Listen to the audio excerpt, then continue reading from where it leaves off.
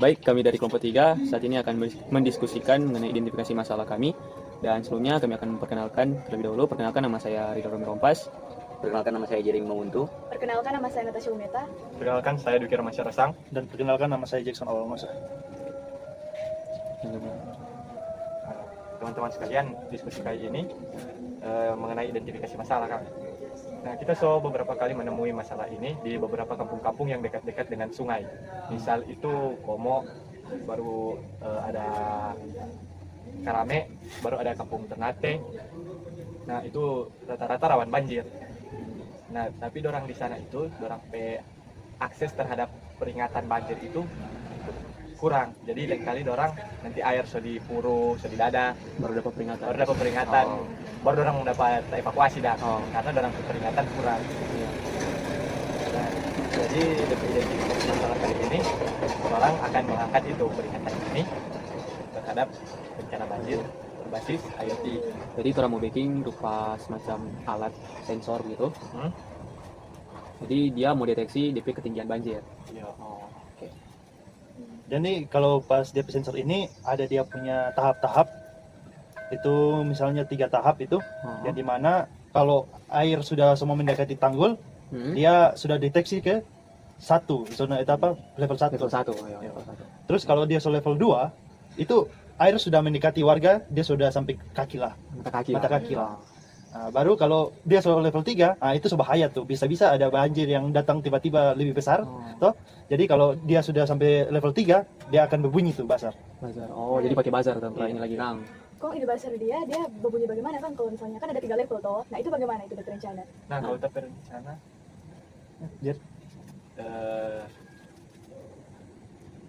Bagaimana tuh kalau di Lebih bagus sih terasa begini tuh. Kan dia kan ada, sama yang dibilang kan ada 3 itu tuh. Tiga level. Nah, di level yang pertama itu kan dia sudah ada peringatan, terus kan pakai buzzer sini. Jadi peringatan dia berbunyi cuman macam 5 kali begitu dong. Ataupun DP berbunyi, misalnya ada DP jarak berbunyi dong, satu-satu tit. Nah, di kedua itu DP apa yang kedua, dia semula itu dong. Lebih banyak dia berbunyi. Nah, nanti kalau misalnya pas DP level 3, itu semua berbunyi terus. Memang itu memang wajib dievakuasi dong. nah kan ini mau pakai buzzer toh. Buzzer ini bisa lain kali tak salah dengar atau terlambat dengar, atau tidak dapat dengar sama sekali. Nah, DP backup di sini orang sedia lampu LED. Itu dia ada 2 warna. Jadi kalau misal warna kuning, dia ada 2 warna kuning dan warna merah. Siaga itu ketika dia level 1, dia akan berkedip warna kuning. Lalu kalau dia naik level 2, waspada, dia akan menyala terus warna kuning. Nah, ketika dia masuk di tahap mesti evakuasi, dia akan menyala merah terus sampai dia akan di reset bersama dengan buzzer. Terus resetnya itu jadi pakai form reset, pakai web server. Jadi mungkin kalau misalkan ada level 1, dia semua masuk di web server, mau masuk di device. Jadi orang yang mau pegang itu, dia semua dapat peringatan begitu. orang yang pegang DP web server tuh. Ya, dari device, jadi masuk ke DP device. Baru level 2 lagi, masuk lagi. Sampai level 3, begitu lagi, masuk lagi di web server. Jadi kalau misalkan DP, kalau semisal DP level 3 itu sudah menyala terus, DP warga situ terevakuasi dah. Nah, kalau mau pikir, ke buzzer itu mau nyala terus toh. Nah, jadi orang butuh reset dengan cara orang mesti kontrolin dari jauh-jauh pakai device. Jadi orang boleh mati dari web server itu, dari DP device. Kalau misalkan itu terevakuasi, langsung mati no DP buzzer dengan DP lampu begitu. Sampai DP air atau banjir itu surut. Mengenai suara buzzer itu setiap levelnya pastinya akan meningkat dong DP frekuensi. Oh ya boleh, boleh lagi begitu. Jadi DP level 1, DP jangkauan mungkin cuma berapa meter, baru sampai di level evakuasi mungkin DP frekuensi lebih kuat. Supaya jangkauan tuh di sekitar situ teringat semua di luar warga. Mungkin itu jasa Kang dalam fitur-fitur utama kan. Itu ya, itu sampai identifikasi masalah yang mau bawa nanti. Jadi ada tambahan tuh? Iya, mungkin orang boleh mesti tambahkan itu. Orang nggak mungkin kan tuh alat itu menyala terus toh. Sambil itu, mungkin orang pastikan tiap alat mesti ada maintenance toh. Iya kan. Nah, itu orang kasih itu. DP fungsi yang tadi itu untuk banyak reset itu. Reset. Jadi yang mati kan dia set dan reset. Jadi pas set dia akan mati total alatnya. Jadi boleh mau kontrol dari jarak jauh dari device. Jadi itu kan identifikasi masalah, nanti orang bawah. Jadi Bagaimana? Sepakat begitu? begitu Jo. Oke, sepakat.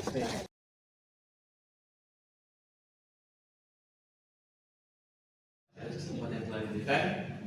Selamat pagi semuanya. Saat ini kami akan mempresentasikan hasil proposal kami, dan sebelumnya saya akan perkenalkan terlebih dahulu untuk memperkenalkannya, yaitu pertama, perkenalkan, nama saya Ridho Kompas.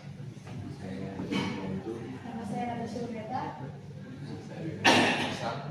Nama saya Jason Balawansa. Kita masuk dalam judul dari hasil diskusi kami, yaitu implementasi sistem pendeteksi banjir berbasis IoT guna peringatan dini dan mitigasi banjir. Kita masuk dalam latar belakang. Banjir merupakan bencana alam yang sering terjadi di sekitar kita, apalagi dengan iklim yang memiliki curah hujan yang tinggi akan menjadi suatu hal yang berpotensi. Oleh karena itu, diperlukan inovasi dalam teknologi pendeteksi banjir yang dapat bekerja secara otomatis dan memberikan peringatan dini berbasis data real time. Kemudian kita masuk pada rumus masalah. Yang pertama, bagaimana merancang sistem pendeteksi banjir berbasis IoT yang dapat bekerja secara real time, dan bagaimana sistem ini dapat memberikan informasi atau peringatan dini mengenai banjir. Kemudian sejauh mana efektivitas sistem dalam membantu mitigasi banjir. Kemudian untuk tujuan penelitian, yang pertama, merancang sistem pendeteksi banjir berbasis IoT yang dapat membantu kondisi lingkungan secara real time. Yang kedua, menghasilkan sistem peringatan dini yang dapat memberikan notifikasi, kemudian menganalisis efektivitas sistem dalam membantu mitigasi banjir. Kita masuk pada masa penelitian, membantu dalam meningkatkan kesiapan menghadapi banjir. Dua, menyediakan data real time untuk menganalisa dan mengingat diri. Tiga, mendukung pengembangan teknologi mitra mitigasi bencana berbasis IoT. Selanjutnya kita masuk pada perkiraan anggaran. Yang pertama ada ESP32 dengan harga 80.000, ultrasonic sense dengan harga 40.000, box panel dengan harga 150.000, stop kontak harga 7.000, kabel listrik 20.000, adaptor 30.000, kabel USB 15.000, kabel jangkar dupon 50.000, untuk total keseluruhan 392.000. Selanjutnya kita masuk kepada rencana sistem. Nah, pertama-tama itu ada sensor ultrasonik yang berfungsi untuk mendeteksi debit air. Lalu sensor ini dipasang di lokasi rawan banjir seperti di pinggir tanggul dengan ketinggian tertentu. Lalu sensor membaca jarak permukaan air dari sensor ke titik 14. Lalu SP32 melakukan proses data dan mengirimkan peringatan jika air melebihi batas aman. SP32 akan mengirimkan peringatan melalui jaringan wifi. Data dikirim ke server berbasis Blink untuk disimpan dan dianalisis lebih lanjut. Lalu peringatan dikirim ke device. Nah, jika sistem mendeteksi potensi banjir, device akan menerima notifikasi melalui web server. Baik, itu saja yang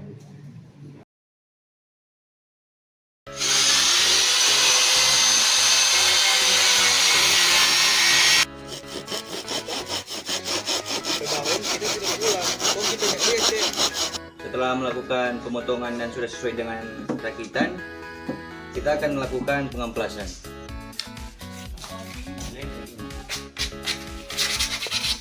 Begini deh.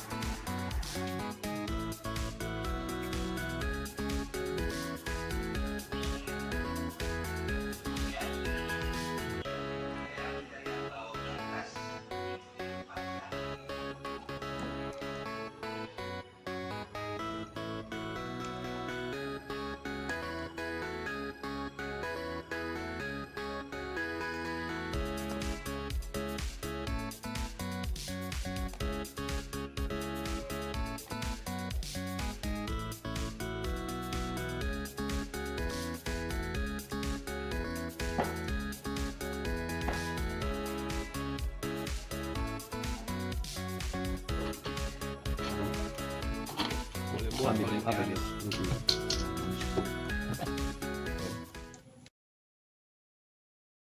Baik, kami dari Kelompok 3 akan menjelaskan mengenai sistem peringatan dini terhadap banjir berbasis IoT.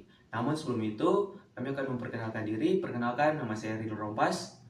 Perkenalkan, nama saya Natasha Umeta. Perkenalkan, saya Dwiki Ramansyah Rosang.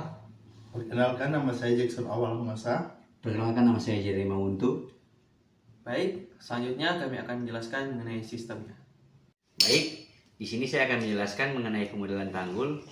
Jadi untuk panjang keseluruhan tanggul di sini kami menggunakan 26 cm dan lebar keseluruhan 24,5 cm. Kemudian untuk panjang atas tanggul di sini menggunakan 15 cm dan untuk tinggi tembok tanggul di sini 11,5 cm. Kemudian untuk tinggi dari kemiringan tanggul di sini menggunakan 5 cm dan panjang tembok tanggul yaitu 7 cm.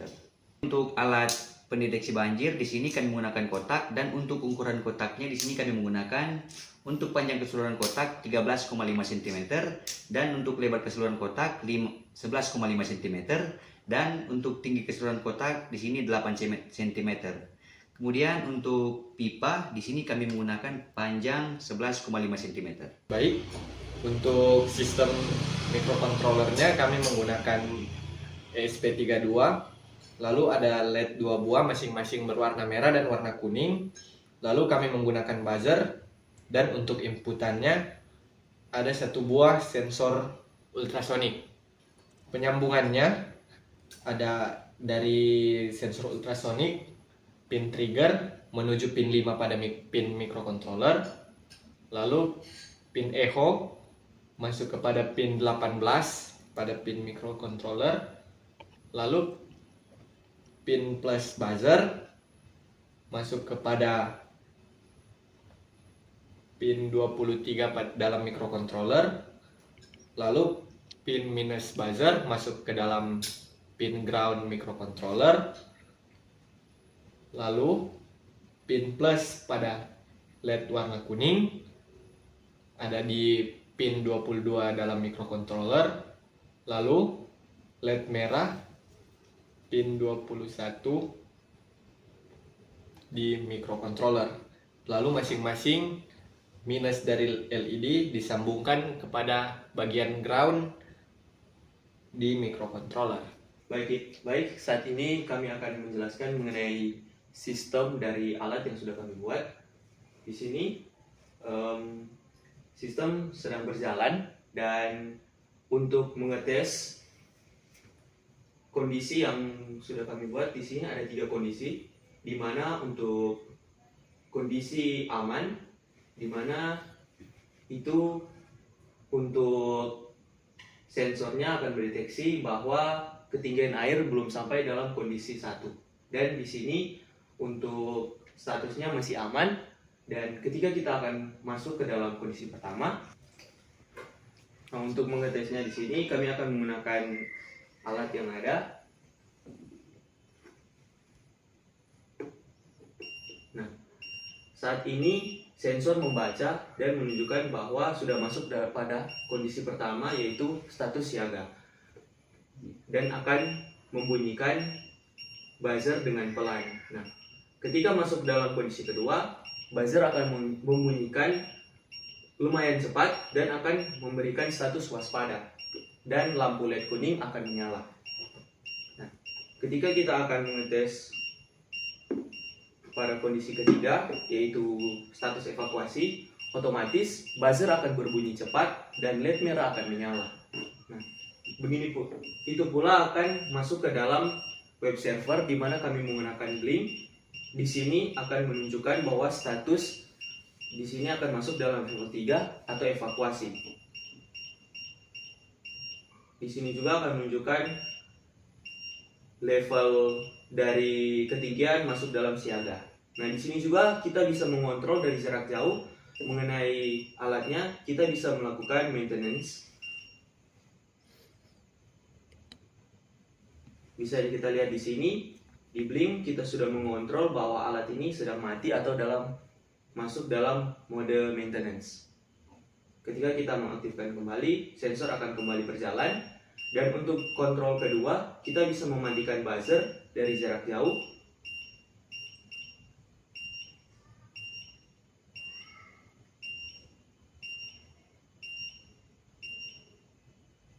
Nah, di sini buzzer mati namun sensornya tetap berjalan. Ini menunjukkan level 1, level 3, namun buzzernya mati karena kita sudah mematikan dari web server. Sekian penjelasan kami mengenai sistem pendeteksi banjir yang sudah kami buat berbasis IoT dan juga bisa dikontrol dari jarak jauh mengenai web server dengan menggunakan Blink. Baik, itu saja penjelasan mengenai sistem dari alat yang sudah kami buat, yaitu pendeteksi terhadap banjir berbasis IoT. Sekian dari kami, terima kasih.